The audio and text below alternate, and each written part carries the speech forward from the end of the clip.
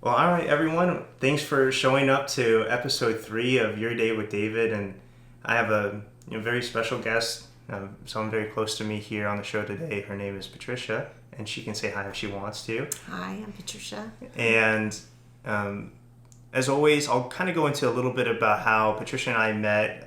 She lived in the apartment below me when I first moved to St. Louis here almost 4 years ago. Almost 4 years. Wow. And she runs a little garden out back, the only one of us to have any little bit of land. And I think, I'm not sure if it was when I was just moving stuff in or how that initial conversation of when we met, but I do always remember just thinking that it was nice to meet you. You were always a very kind person.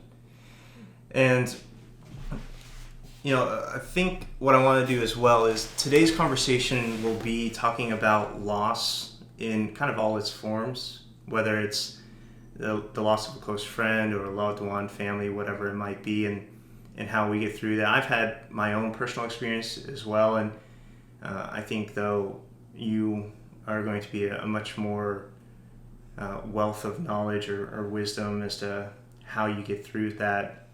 But yeah, so I'll be a little bit more open or vulnerable as to kind of what I've experienced in my life. And I think there's different kinds of loss as well. The loss that we don't choose when people pass away, and then there's the loss that we do choose when we have to step away from things that maybe aren't right for us in that moment.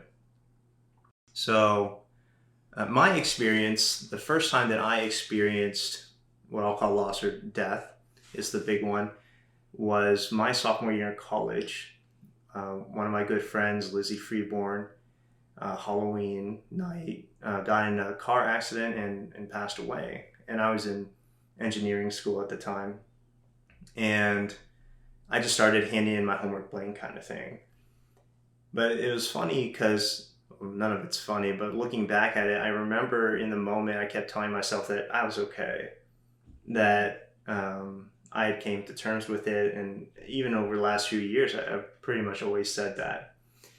My therapist thinks differently, and I just remember thinking over time that we don't really know how to express those kind of feelings, so I don't think there's a right or wrong way to do it.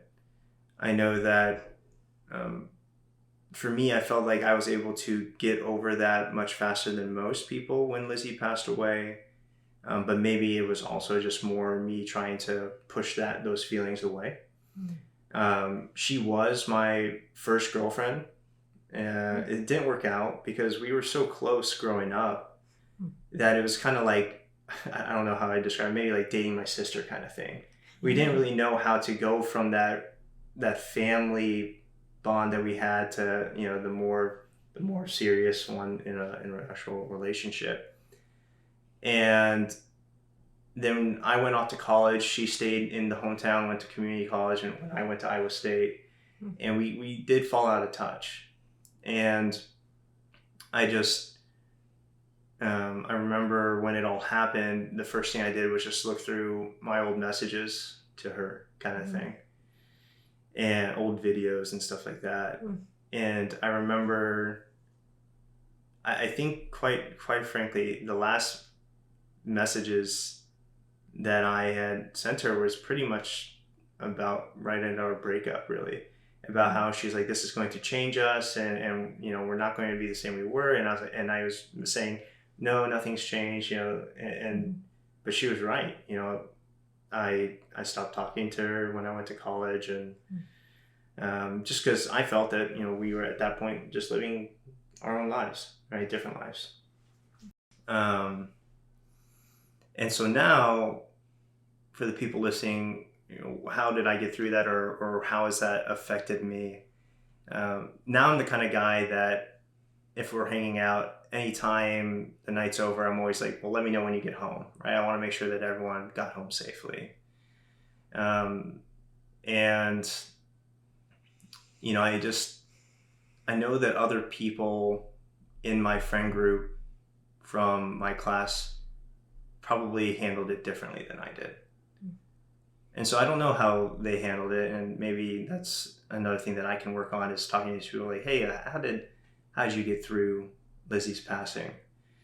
And what were some of the things you felt? I know that there was, we went to Lizzie's mother's house that next day and just spent time there. And I went down to her basement, and there was a photo of us at prom, and I just broke down. I was like wailing in her basement, and my whole class had to come down and console me. And I remember in that moment, maybe this was how I tried to get over it, was I never wanted my friends to see me like that again.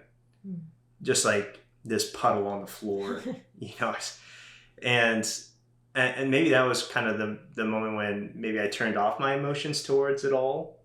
And again, as I'm saying this and talking it through with all you guys watching and listening, I still don't really know how I've processed it. So maybe I didn't process it. Maybe I just accepted the fact that, hey, death is a part of life. Right. And you lose people, and you don't get to choose sometimes who you lose. And then fast forward, I haven't experienced death very much, which is lucky for me. I know that's not the case for a lot of people out there. But fast forward to the only other person in my close family that has passed away was my grandma. She passed away a few years ago now, and she lived to be 100 years old. Wow. And she had her mind about her the whole time. Oh. And I just remember that last week that we met her, it was our last Thanksgiving, and we went to Wisconsin to my aunt's place where she was staying, and we got to spend Thanksgiving with my grandma. And as always, she just told us, that she prays for us by name every night, kind of thing, and always wanted to know, if we're dating or what we're doing, because a lot of my family siblings were in college, and are you working, and what's what else do you have in your life going on? And she was a very lovely woman. And I remember that next week after Thanksgiving was when she passed away, almost like she was hanging on for just that one more Thanksgiving with us all.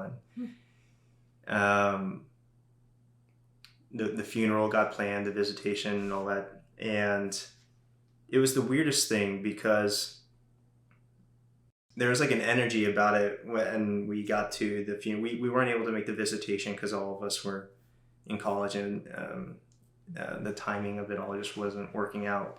So, but we obviously made the funeral, and it was an open casket funeral. And I could not bring myself to look at the casket. And that's a regret of mine. I will forever live the rest of my life not knowing what my grandma looked like when she passed away. But there was like this dark, just, it was a heavy feeling, I just couldn't bring myself to do it. So that one was a different kind of loss. I guess the way that you get through that one for me was time and family, right? Just you cherish the people that you still have around. You take a look at yourself as well, and you understand, hey, life is short, but even if it's short, you still got a lot of time to make sure you're spending it with the people that you should be spending with, right? And it's a shame that life doesn't stop when stuff like that happens, and you can't just talk to everyone you want to talk to and let them all know that you love them, and but life goes on. And that's another kind of thing that in my way is healing, right? Coming to that realization that your life doesn't stop either. You need to keep going on and doing the things that are going to bring you happiness and value.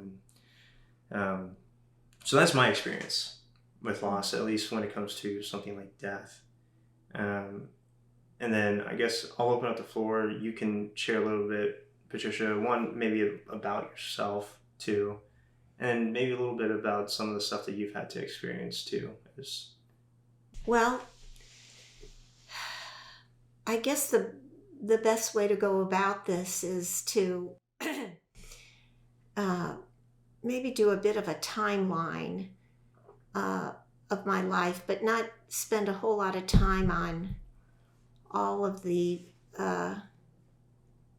times of loss that I've experienced. Maybe spend on just a few of them.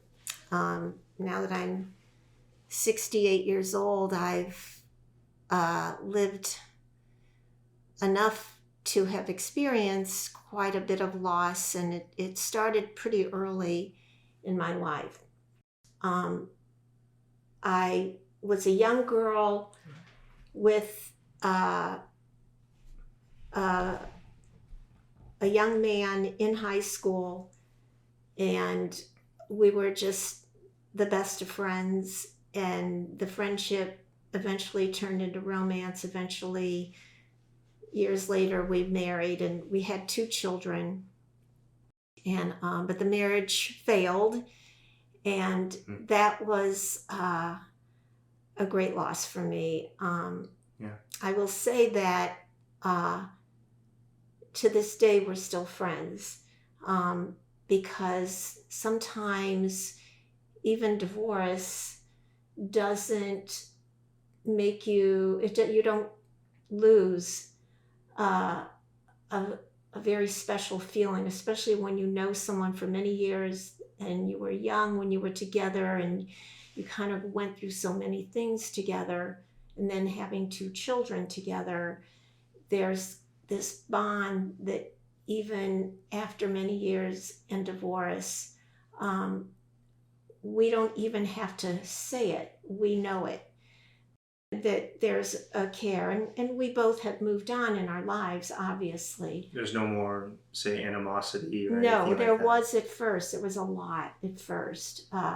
But that's all gone to the wayside. And truly, if something were to happen to him, a piece of me would also be lost, because there's just that connection that he and I have always had, and we always respected each other throughout, even when it was even when we were freshly into the divorce. And then and how long were you guys married?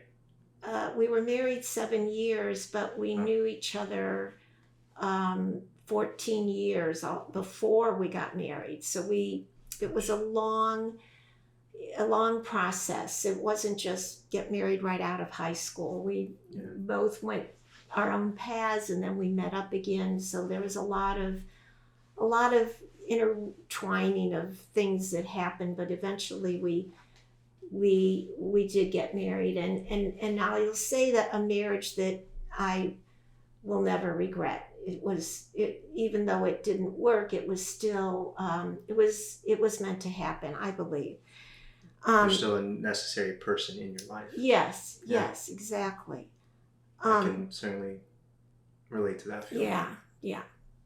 And I think you have the kids too. Yes. At some point, obviously you want the father to be in their lives, and I think if you feel like there's a way to have 2 adult children and then have both parents somehow not be involved at the same time, it's kind of like a pipe dream, right? I don't think it's reality. Yes. Yeah.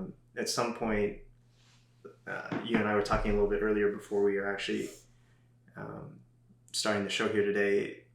You do have to grow up, right? And there's people in their 40s and 50s that are still growing up, right? And making decisions that they don't want to make but have to. Right. And I think not that I have any children of my own, fingers crossed. But yeah, I think family is the things that one of the things that you make those tough decisions for. Right. So. And I was very, very. His mother was like my own, really, and so way after the divorce, his mom and I corresponded. We always kept in touch, and she she was just a very important person in my life. So divorcing him and divorcing his family was equally difficult. And are you comfortable sharing again, what led to, again, eventually you two not working out, led to the divorce? Or if I could put it on one thing, I would just say alcoholism, because in every other way, we got each other. We understood each other. And he had this way about him, just always very respectful of women, which I always appreciated, and definitely encouraged me to pursue the things I wanted to do in life, because at that time I was writing right out of college and getting some things published, and I was getting my teaching degree, and he was always like, this is not really connected to loss, but then you would understand why the loss is as great as it is. So I'll give you a real quick little story about him. When I was doing my student teaching at Rosada Kane, you may not be familiar with that school. It's Central West End. It's a girls' Catholic high school. And I was doing my student teaching there. And my last day, I had 9th, 10th, 11th grade girls. And my last day, I could tell all the girls were like planning some kind of big surprise or whatever. And I had to get up in front of the class. Girls do that, don't they? No. They do that. But what I didn't know was when I came into the class, it was after lunch, everybody was waiting, they were all in their seats, and I know I had to do a lesson, even if that was my last day, still had to do a lesson. Sister Mary Dennis was going to be in the back grading me on all these protocol type things that needed to go to my supervising teacher. And I got in the classroom, and they're all kind of giggling and chatty. These are like 30 girls. Yeah. And I'm standing there at the podium, and I look in the back, and here's my husband-to-be at this all-girls Catholic school, sitting in the back with his leg crossed, and on the desk is a bouquet of yellow roses. And that's like something and of course the girls were all impressed, because he's this tall, slender, very nice looking guy. Right. So that was yellow roses. Are they your favorite roses? Yes, they always were. And so so that's the kindness, the gestures, the caring. It takes a lot for relationships today. I know that. Yeah. But that's something that that's a hard thing to find. Yeah. So, and you look at it too, that gesture, it's a very simple one too, right? It wasn't like you guys went to some extravagant place or some fancy dinner. It was just, I'm here on your big day, and here's your favorite roses. Like, I'm here for you. And I know of relationships where the spouses don't have that kind of connection with each other, not just with the relationship, but what their real interests are, and what their desires, their passions are in life. Yeah. That sharing is so incredible. And I've had a second marriage since then, and I never had that in the second marriage ever. If anything, it was the other way around. Yeah. So that was really great. And when we had our kids, it was just a really wonderful time. He did not want children. And I was actually okay with that at first. But then when I got pregnant, I was a little worried about telling him. And he just cried. I think everyone has that moment. Any girl, right? When the moment you get pregnant, like, how's he going to react? Yeah, but I mean, we were married. Everything was legit. But it was like, still, even then, he's like, we're not ready yet. We're still in our careers and blah, blah, blah. And that was a very great moment as well, when I had to tell him. And he accepted it very well. I mean, he was teary-eyed and everything.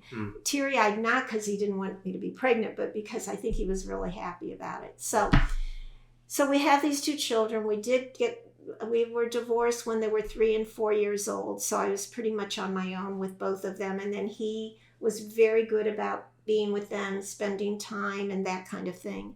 And we always agreed on the way to discipline and how things that we supported them in school and all of that.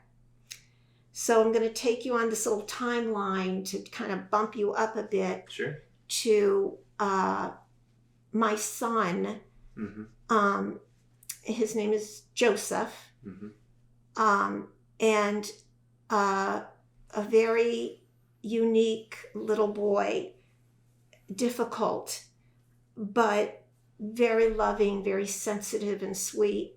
And by the time he turned 11, he was already he started working during the summer in a factory. By the time he was 11, by the time he was 13 or 14, I no longer had to pay for anything for him, nor would he allow me to. So he was paying for his own clothes. I mean, I did the groceries, but he was doing, he just that kind of kid. Where did he get that sense of? Father. Totally. His dad's the very same way. His dad was an incredible salesman and did very well in his work. And so my son just naturally did this and loved working, loved just the minute he could get out and work, that's what he did. I mean, at 14, I came home and there was a Harley Davidson in my driveway. I'm like, what is this? And he bought it with his own money, but he didn't have a license. So, you know, all back those. Then, could you get a motorcycle license at 14? So I don't know. And he found it in some ad or something in the neighborhood. A guy was selling this. I mean, I could go on and on about the stories about this. I'm sure he didn't look 14 though, right? Or if you. He was, you know, was he taller like his father? He was more just medium build and everything. But some guy in the neighborhood was willing to just let it go for $600, and I said, "I'm sorry, but it's got to go back." So we had our ups and downs because of this type of personality that's so independent. And here's mom. Stuff to mama. Yeah. So we. The last time I saw my son was when he was 16. And another job that he did with his uncle was they worked on his uncle's houseboat on the Missouri River in Hardin, Missouri. And he did that all the time. And I got a phone call that his uncle could not find him. He had disappeared. And so to make a long story short, my son was murdered. And we were never able to, it was a 7-year investigation, and it was on the water where he was murdered. And the minute that I was told he was missing, it was kind of a supernatural thing. I knew I would never see him again. I knew it. I don't know how I knew it, but I felt it in every fiber.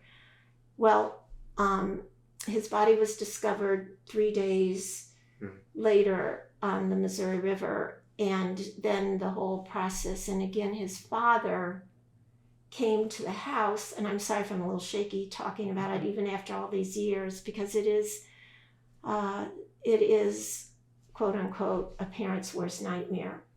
But his father came to the house because they had told him.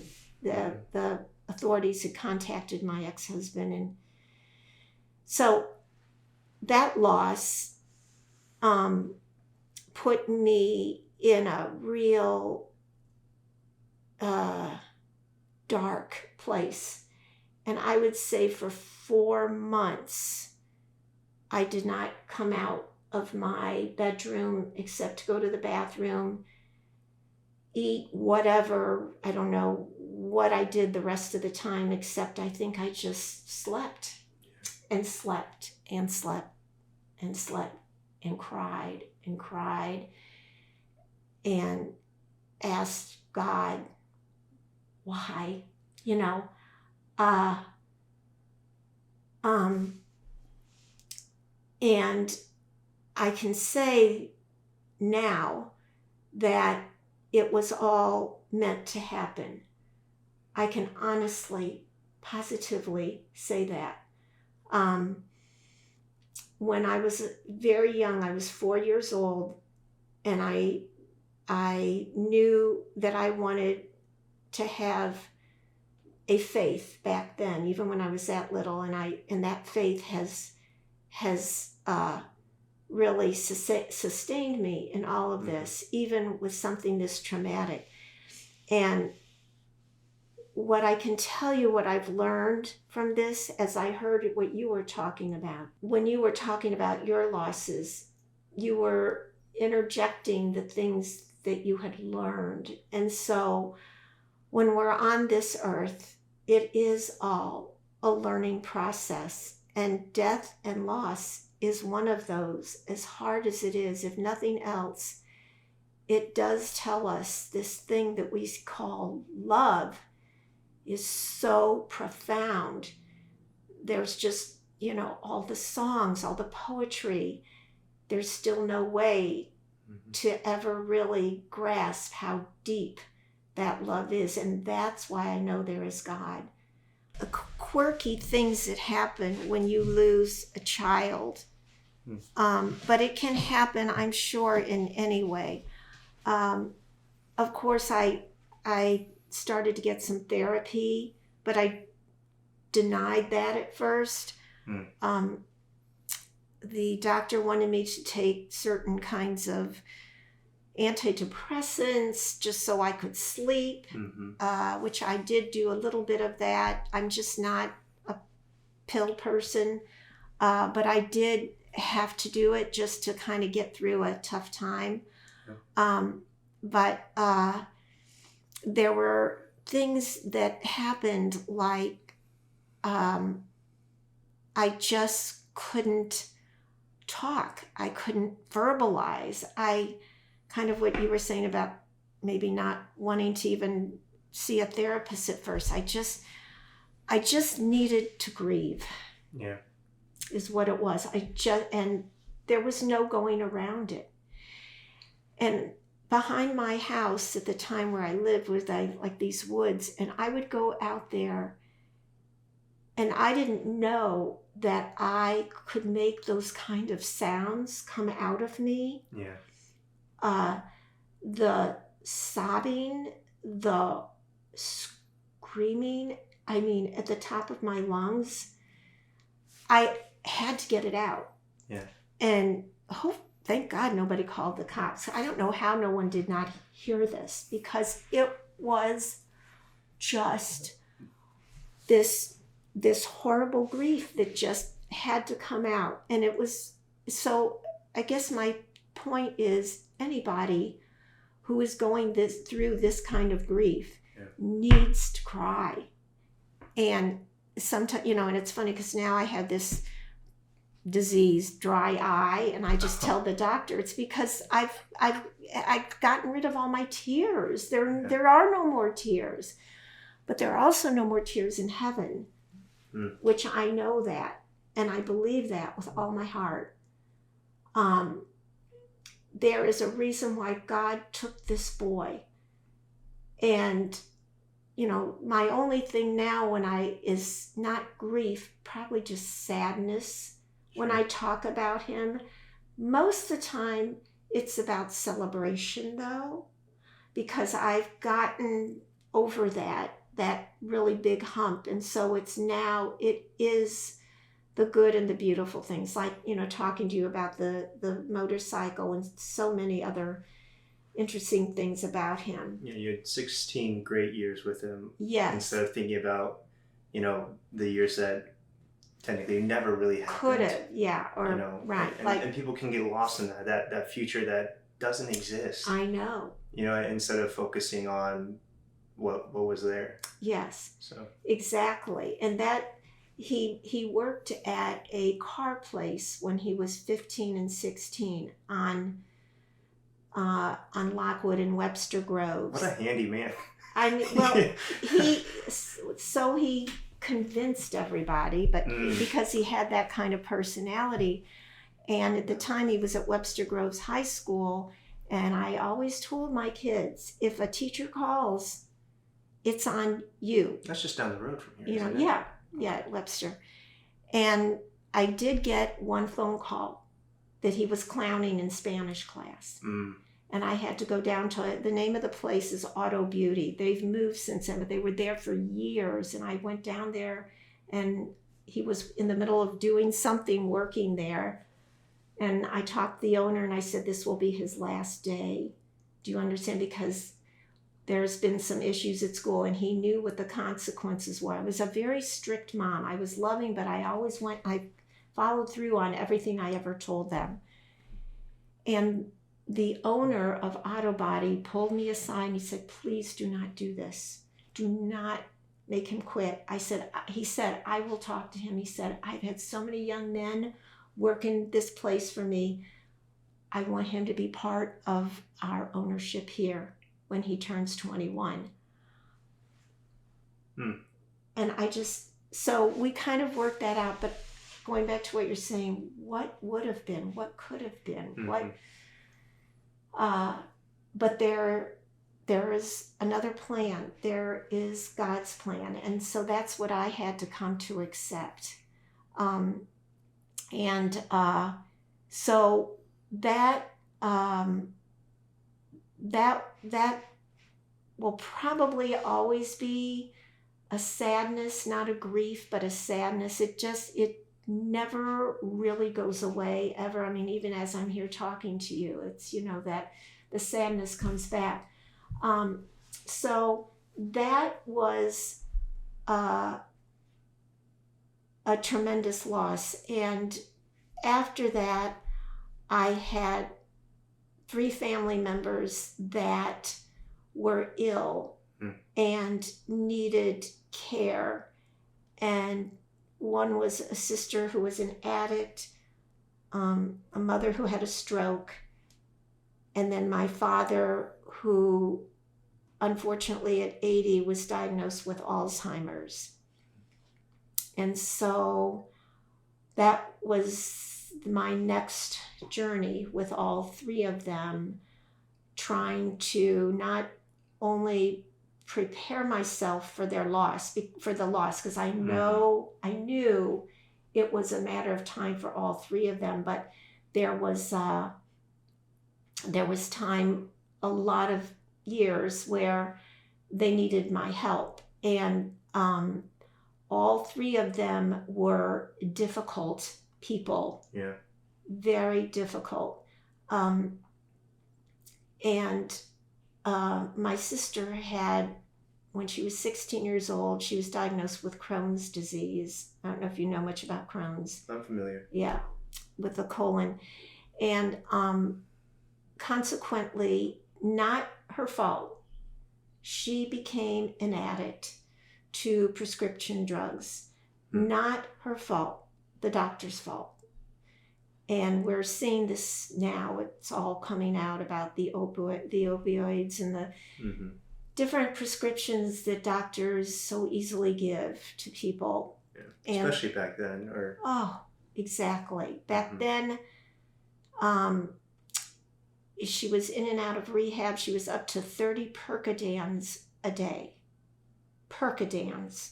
I mean, one will knock me out. So she was definitely not just Percodans, Valium, you name it. They emptied her purse out in rehab, and I never saw such a pharmacy of drugs in my life. So that was a long road to go down with her. And why were you the person question that gave yourself to that? There really was no one else. I mean, there was no one else in my family, and I was the well person. I was the person who had a job, and there just was really no one else at the time. There were in and out. There were people that did help my sister, So her death was horrible at the end. Um, and um, she was in the hospital. She did not want to see me because she was angry with me. And so I kind of backed off, never thinking that this was going to be her time to die. And she did. She died alone in the hospital, which I have to live with that the rest of my life too, that I wasn't there. But I had to respect her wishes too. And I knew she was very ill and I didn't want to go in and upset her. My mom, that was a little bit of a different story. I just stayed with her to the very end. And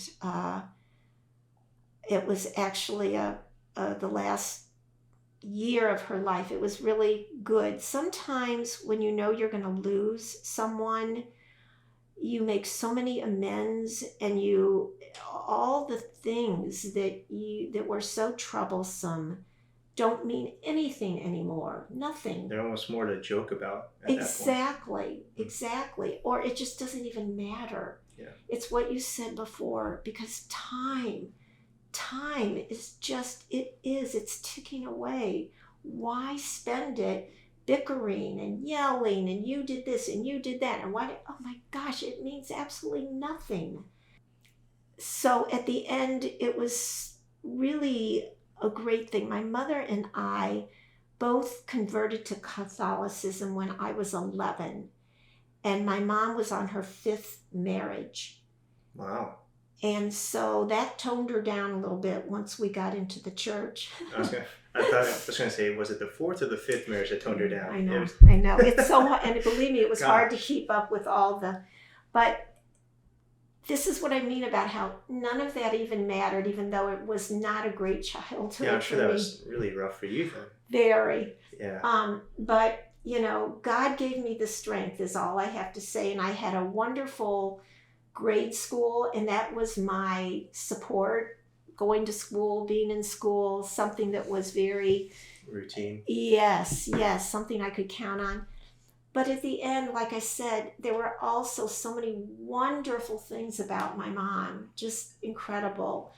And we were friends, very dear friends at the end. And the priest came in to give her the last rites and everything, and she and I were holding hands, and I whispered to her, I said, "Aren't you glad we became Catholic?" I said, "Because you're going now. You're going to go meet God." And that was really an incredible moment. It was just, it was a beautiful way to say goodbye, was by talking about God with her. And she nodded, she agreed, and all of that. I think there's a lot of people, either watching or listening as well, that may not have faith, right, as a backing. But I think everyone at some point in time, or maybe I hope they do, feel that whether you believe in something like heaven or hell or God or not, that you'll see the people you want to see again. Exactly. At some point.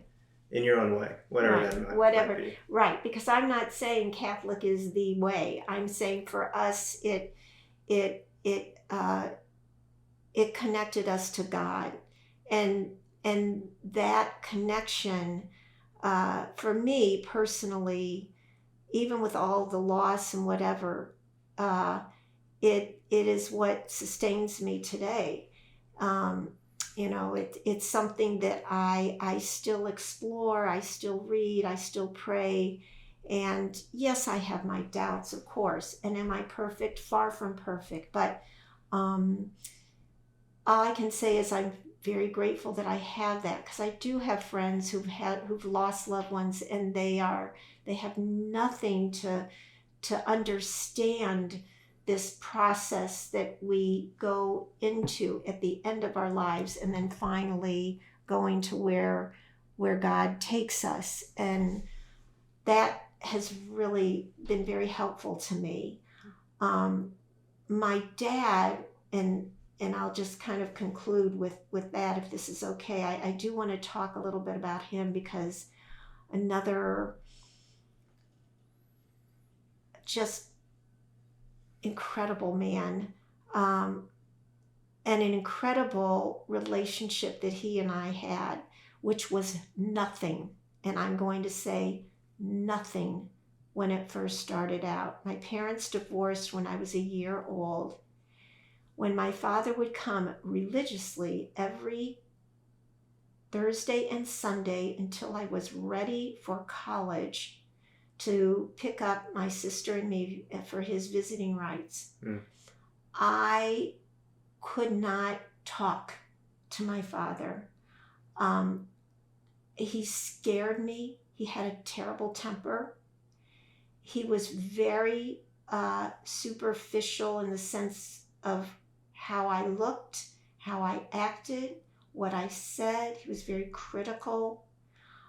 And even more so, he put a wall between us. I'm not going to say he did it. A wall just kind of happened because my father was born from Romanian immigrant parents who were Orthodox Jews. So when my mother and I became Catholic, this was devastating to him. So this put a wedge between he and I for years. And but deep down, I always wanted something to be right with us, to be normal. It started to happen a little bit when I had my children, because he was a great grandfather to my kids. I'm like, who is this person? He never treated us this way. Okay, so we went through all that. My dad turned 80. Right before he turned 80, I decided I was going to have a surprise birthday party for him. And I told him I wanted to know about him.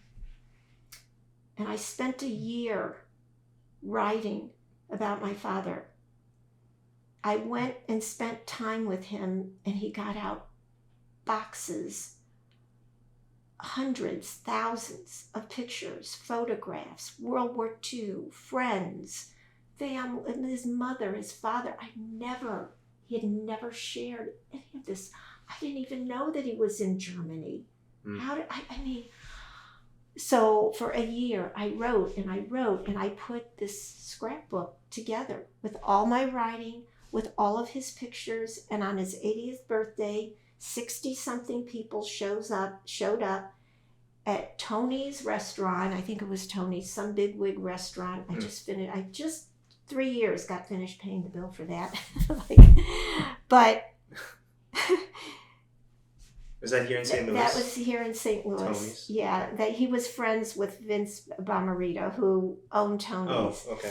They all played on the set. My father was an incredible handball player, so he played until he was about 75. An incredible athlete. And that was the beginning of us getting to know each other. Reconnecting. But isn't it ironic? Right after that, he gets the diagnosis that he has Alzheimer's. So I had that little window of time to get all the information I needed from him. His memory was fine. And from 85 to 91, the whole downward deterioration of, and this is a man who spoke not only English, he knew Hebrew fluently, Spanish fluently, and French fluently. He graduated from Washington University with a degree in business and foreign languages. Oh. All those languages gone. And the one thing I asked God was this: even if he loses his mind, I don't want him to not know me, because I've been wanting him to know me my whole life. Do not let him forget me. And he didn't. He didn't forget me, because I was there at the end. And if anyone has ever been with a family member who has had dementia or Alzheimer's. I don't want to, I'm just going to say, I know cancer is horrible, but when you lose your mind and you don't even know your own name, it's a terrible disease. And it's twice as terrible for someone to be standing there right by you, you know. But during that period, I really got close. Each day, he was getting further away in his mind, but each day he was depending more on me. I had him in 5 different facilities altogether. And at the end, it was, 2 days before he died, I told him, you can go. I want you to go. And he was just kind of in a little ball. There was no reason for him to even be here. As much as I wanted him here, I didn't want him here like that. Mm-hmm. So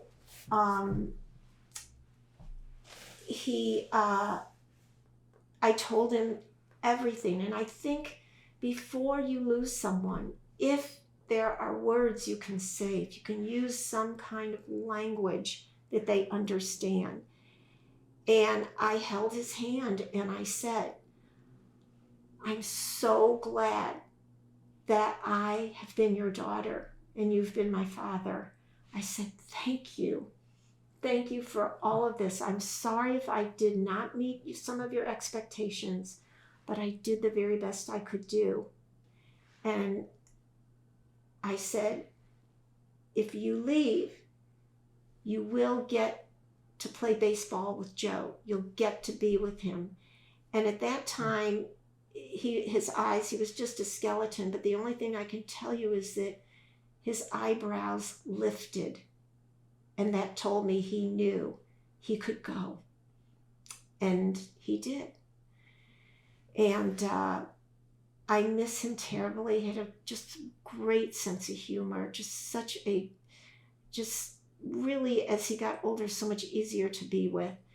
So these are the losses that I've had, so that when I am in that garden where you and I first met, mm-hmm.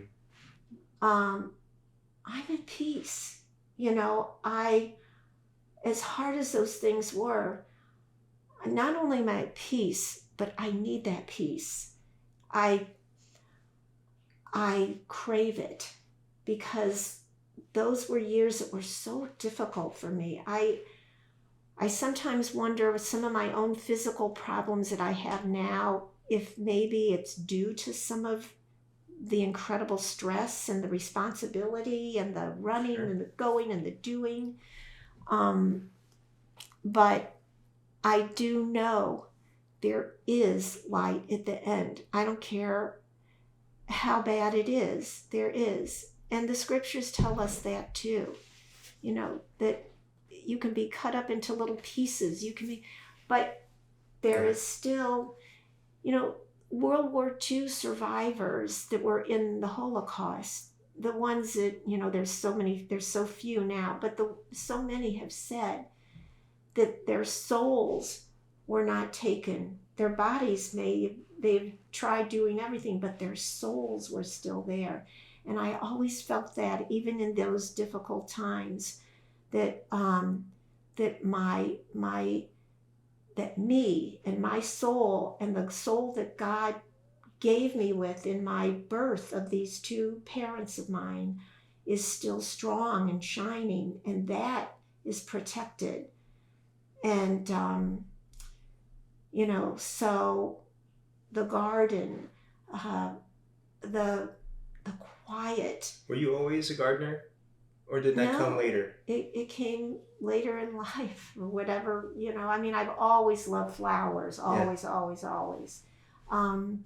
And then I just started doing it in the house that I had before, and you know, this little strip of land that you were talking about in the midst of concrete. Yeah, I mean, for perspective for people listening, the garden is probably smaller than this room that we're in now. You know, it's not, you know, because it's in the back of an apartment complex kind of thing. So. And if you dig deep enough, you're going to find pieces of brick, and you're going to find old Coke bottles, and then coming past the garden are all the big delivery trucks with smoke and all this stuff. And here we've got this incredible little, it's not real big, but it's a white magnolia, that tree that's right in the middle. And when that blossoms every spring, I look at it now. It's a beautiful tree. It is, and I watch every season with this tree, and I look at it now, and I'm like, there's no way in heaven this tree is going to blossom, because it looks so bone dry dead. I mean, I'll even go out and I'll look at the branches. I stand, I'm like, okay, there's green in there. So it's like, again, it's that resurrection. Just persists. Does. And you cannot tell me that if a tree can do that, then what about us?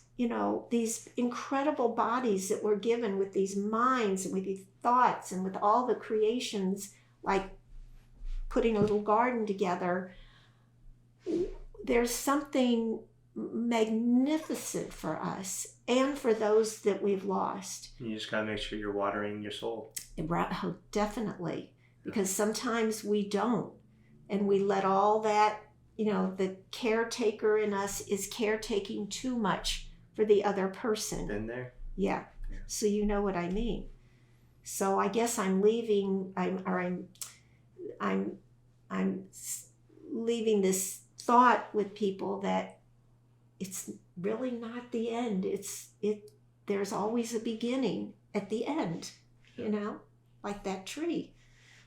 So you'll have to come to the garden for your audience, and when that tree blossoms, you'll have to take a picture or video it, you know what I mean, and put it on there. Yeah. Well, I do have different socials for your Day with David podcast, and maybe I'll take a trip back down to Des Moines and just down memory lane. Yeah. No, seriously. And I have been in the area. I say it like, I live 10 states away now, but I don't go to that area much anymore. One, because there's a lot of memories there that right. I know. I try not to relive, but they are all good memories. Well, I will tell you this as a little aside. I do not like the management of a building that I'm in. I mean, that would be a whole nother podcast. But so I have actually been looking for other places. I've gone into Central West End, I've gone into Webster, and then I go home and I'm like, I can't leave. Yeah. I can't. There's just something is keeping me here. So Des Moines there's such wonderful energy there. I think that's why I like it. It's its own little world. It is. It's all tucked away. You got Caldi's, Sasha's, you got Clementine's, you have the park across the street, you got the school next door, so there's always kids. It's like, right. And I don't want to go live in a little nice, beautiful, I won't say the name of the neighborhood. I'll just say a generic, rolling trees and streets, and there's nobody there. I would feel very lonely, which is so odd about me, because I do like quiet and this and that, but I love watching the life that's going on outside those windows. I think another thing about it too is it would almost be a tragedy if you didn't get to talk to people, Patricia, because it's funny, you were talking about how through all the grief and the loss of your son, you just wouldn't talk, and you spent 4 months just sleeping, and but then you went out into the woods and you just screamed and wailed at the top of your lungs, and now when I meet you and I see you, and every time when I was at that apartment, I knew that, if I see Patricia, I better make sure I've got time for a 5 or 10 minute conversation, because which sometimes turned into half an hour, but that's okay. And that's the thing is, I always look forward to that. And I think as well, like I said, it would be just a shame if you went somewhere and there weren't people to talk to anymore. Well, and I appreciate that, but interestingly enough, what I've shared today I have been teaching for 26, 36, 39 years now. Now I'm just down to part-time, thank goodness. But I will say that this has never been shared with my cohorts. They don't even know, really. I just, not that, I mean, there are several that I have maybe mentioned about my son, because they'll say, "Oh, how many children do you have?" And I have, well, I have, yeah. Yeah. And so here's what happens if if I talk about my son, I put people in a very, they stand back, they almost can't believe it. They're like, so I just choose not to talk about it. Now my close girlfriends, of course, they know, but coming here today and talking about this, who knows? This might help just one person. And before we wrap things up, I just wanted to ask, is there any last piece of advice or anything you want to make sure that we say to the people listening and watching here today? Well, I guess all I can say is I am a testimony, of probably one of the worst things that can happen, which is to lose. I remember people told me so many times, a parent should not lose a child. The parent should go first, and then the child. I heard that a lot.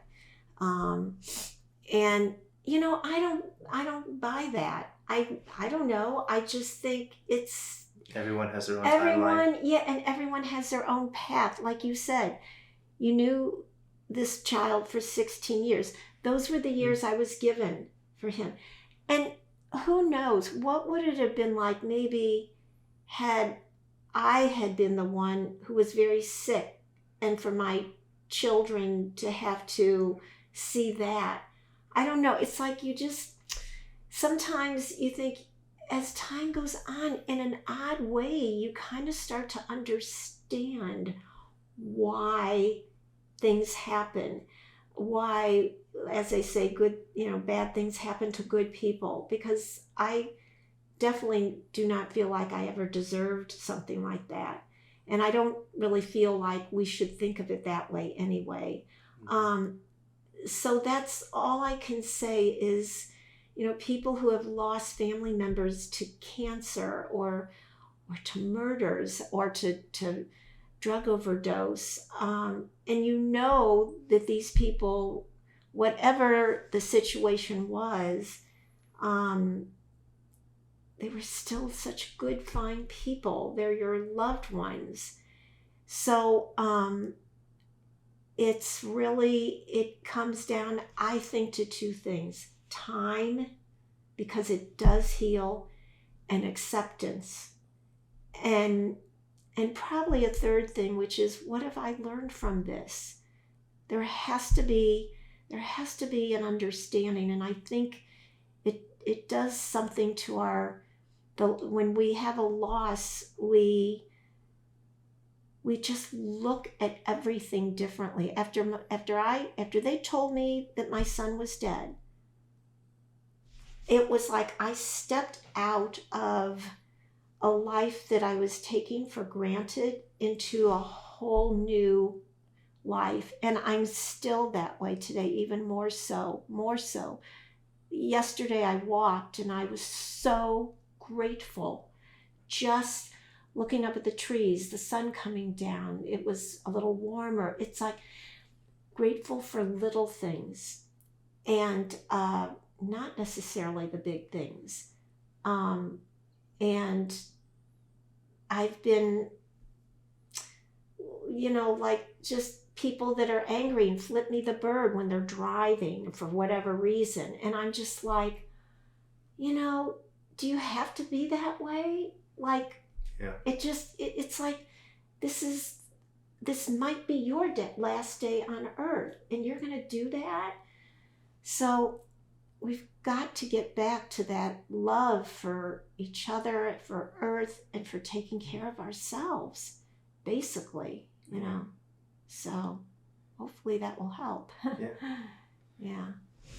Well, as always, everyone, thank you for taking the time out of your day to spend with me and Patricia. And, if there's anyone that that is going through a time like this where they've, experienced loss and they don't know how to feel or process, it's fine that you don't know. Maybe you're not supposed to know how to feel, right? Right. And just know that you're not alone. And hopefully, again, if you know someone going through that, let them know about this podcast and they can listen to this too. And hopefully it helps. And as always, share this podcast with anyone. We'll be here every week, hopefully trying to make people's lives better. And again, if you feel like you need a friend, you can come meet mine. Thanks, everyone.